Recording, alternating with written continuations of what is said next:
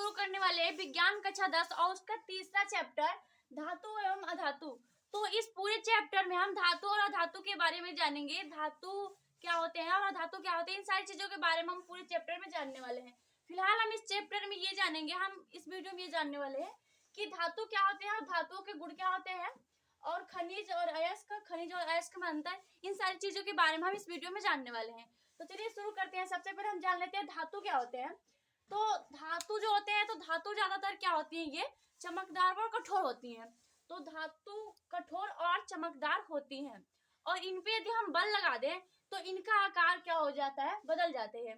तो इन पे हम बल लगा के इनके आकार को हम क्या कर सकते हैं, बदल सकते हैं। अब हम जान लेते हैं धातुओं के गुण के बारे में।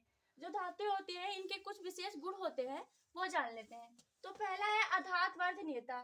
तो अधातवर्धनीयता क्या होता है, तो जो धातुएं होती हैं इनको पीट कर चादर बनाया जाता है, इनका जो लेयर बनाया जाता है इसको तो हम कहते हैं, इस गुण को तो हम कहते हैं अधातवर्धनीयता।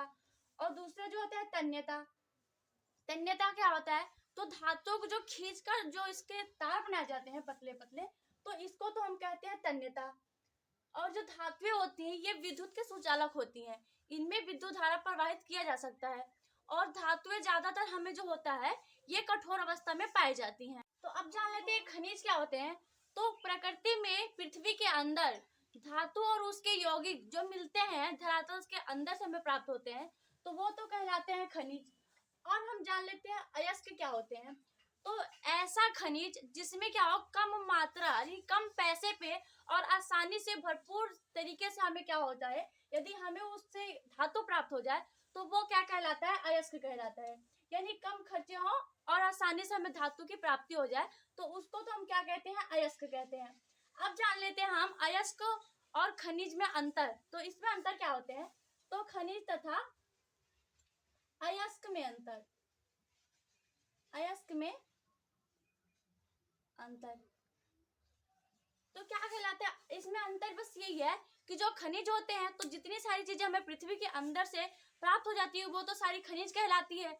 लेकिन अयस्क क्या होता है, अयस्क ऐसी खनिज जिसमें क्या हो कि वो कम मात्रा पे यानी कम पैसे से हमें आसानी से मिल जाए और भरपूर मात्रा मिल जाए, तो वो कहलाता है अयस्क। यानी कि दोस्तों हम ये कह सकते हैं कि सभी अयस्क तो खनिज हैं लेकिन सभी खनिज अयस्क नहीं होते हैं। क्यों नहीं होते हैं, क्योंकि कुछ खनिज ऐसे भी होते हैं जिनको हम कम खर्चे पे आसानी से नहीं प्राप्त कर सकते हैं। तो ये होता है खनिज और अयस्क में अंतर। तो दोस्तों मुझे उम्मीद है कि जितनी सारी चीजें मैंने बताया है तो आपको समझ में आया होगा। यदि आपका फिर भी कोई प्रश्न होगा तो आप हमसे कमेंट बॉक्स में पूछ सकते हैं। Thank you.